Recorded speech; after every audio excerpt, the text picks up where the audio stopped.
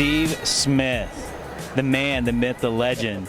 Cosplay Melee. Cosplay Melee. What was the experience there? Man, it was intense. I determined that, yes, I can build a costume in 3 days, but no one ever needs to do that. I mean, honestly, when you get on set, the first 15 minutes, you're just like, what do I do? And then you're looking over at the clock, and you're like, all right, yeah, my time's just running down. So as soon as they say go, that's when your design process starts? Yeah, they literally, we're standing there, and they're like, go. And like you mean go? And they're like, yeah, start. Wow. And it was intense. Wow. If you guys haven't seen the episode, it is amazing. But what you built in those 2 days, incredible. Yeah, thank you very much. We filmed that, quite a ways ago, sure, yeah, but it was such a blur. The mask you cast was incredible, and I wish they would have shown more of the process. How long did just that casting of the mask take? Well, that was part of an all-day process. Here's the funny thing about it is one of the things they didn't show is day 2 I was extremely ill. And I told Sci-Fi, don't film it, don't say anything about it, because I didn't want it to be an excuse. And so, like in the show, they show me coming in and then like immediately casting a mask up. That was like 7 hours later. Like I must have looked awful. They're just like, we're cutting all of this. You looked quiet. I was very quiet, but that's also, man, that's game face. It's like I'm not one of those that get in and like ham it up for the camera. Like I get in there and I'm like, all right, I got a job to do. I'm going to get that done. You are a silent professional for sure. What was the audition process like? It was crazy too. I mean, the really cool thing about it is that Pittman Casting contacted me years ago, seeing if I wanted to be on Face Off. And I was like, man, that's not really my thing. I don't do prosthetics. I don't do makeup. But if you guys ever do costume-based stuff, like I'm into it. And I was really happy that I got called back for that part. But interview, I didn't know if I was going to be on it, because they talked to me and they're like, how many costumes have you built? And I was like, I built 6 costumes in 4 years, but my costumes are like 200 to 300 hours a piece. And they're like, well, can you build a costume in 3 days? And I'm like, well, I think I can do that, yeah. Is there anything that they edited out that you wish they would have left in? Yeah, the one big thing that they left out, so spoiler alert, we had a lighting challenge, all right? And we had to, the whole thing was they're going to judge our costume half in the dark, half in the light by how much we lit it up. Josh won, and so he got first pick of the boxes. Becca and I go down, I defer to Becca, I'm like, pick whatever box you want. And I get very admirable of you. I was like, you know what, I'll deal with what I got. I'm not going to put a whole bunch of lights in there, it'll be fine. And then they told us it was a lighting challenge. But I got my box, and the thing they never talk about is my box had 1 strand of LEDs, and all the rest of it is Christmas lights. So my entire costume just has Christmas lights shoved up in there and diffused with foam. I mean, that was my biggest thing I was proud of, is that I didn't have all the fancy LEDs everybody else had. I literally had Christmas lights. Yeah. What about the camaraderie on the show with the contestants?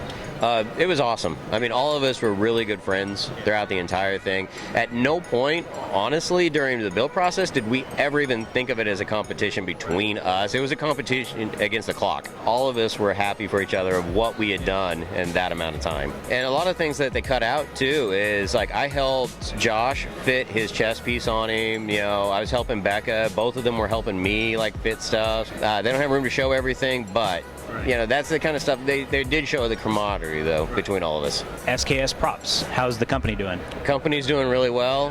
This year I'm launching, I'm going to get less into replicating and more into my own ideas, my own IPs, and building those and collaborating with friends. And that, like, I have an awesome seamstress that made my Wasteland Alice jackets and all this kind of stuff. I can do all the hard parts. She did all the soft clothing, and then we get models to bring it all together to bring these things to life. Replicating's fun. I liked it. That's what I got known for. But it's like that artistic side of me wants to come out and create my own things, make something that hasn't been made before. I love that. I was an illustrator before I ever did cosplay stuff. So going back to that, a lot of that's going to tie into, I'm going to get into Twitch. And so on Twitch, twitch.tv/SKS Props, I'm going to be live streaming, doing like illustration, doing sculpting, fabrication, all kinds of things where I want fans and friends to come and just hang out. Yeah, that's phenomenal. Yeah, I'm excited about it. It should be fun. Family is very important to you. They couldn't make it today, but they're very supportive. Yeah, my wife and kids, you know, I talked about it on Cosplay Melee. Like, they're extremely supportive of what I do. I really want to get my wife and my kids involved in cosplay. And so my kids especially are going to be a big part of the whole new Twitch campaign. Is I want to show kids how to do it. Right. Yeah. When's the channel go live? I hope to start streaming live on Twitch May 8th. You can follow me at sksprops.com and on Facebook at Stephen K. Smith Props. We already do. Awesome. Thanks, man. I appreciate it. Thank you.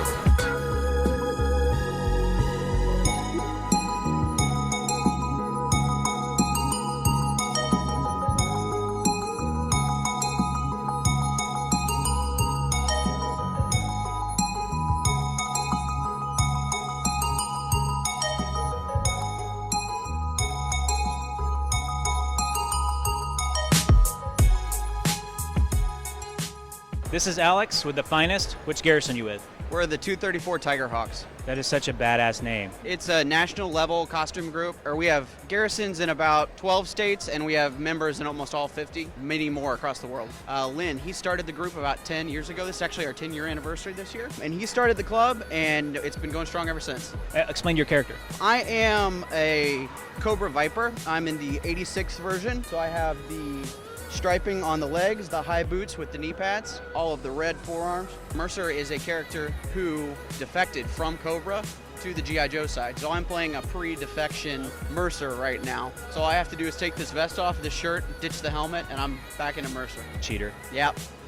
Now, is it a charity group like other costume groups? We support every year military charities. This year we're doing Canines for Vets. We supported them last year. Over the last 3 years, our charity calendar that we do, Girls of the Finest, they've raised, I think we're close to the $1,200,000 number over 3 years. It's really fun. So you guys get to dress up, and it's for a good cause. Absolutely. Some of the other costuming groups, they have a dedicated number of hours they have to put in every month. Do you guys have anything like that? We don't. Our requirement is that you come out once a year in costume to maintain your membership, but it's pretty loosely structured. Who does the approvals for the costumes?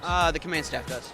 So everybody submits, and we have a website, and there's information on there about how to get your costume set up and approved and what you need to do and everything else. Well, our website is thefinestcc.com. We're on Facebook as The Finest. Thanks, Alex. Appreciate your time.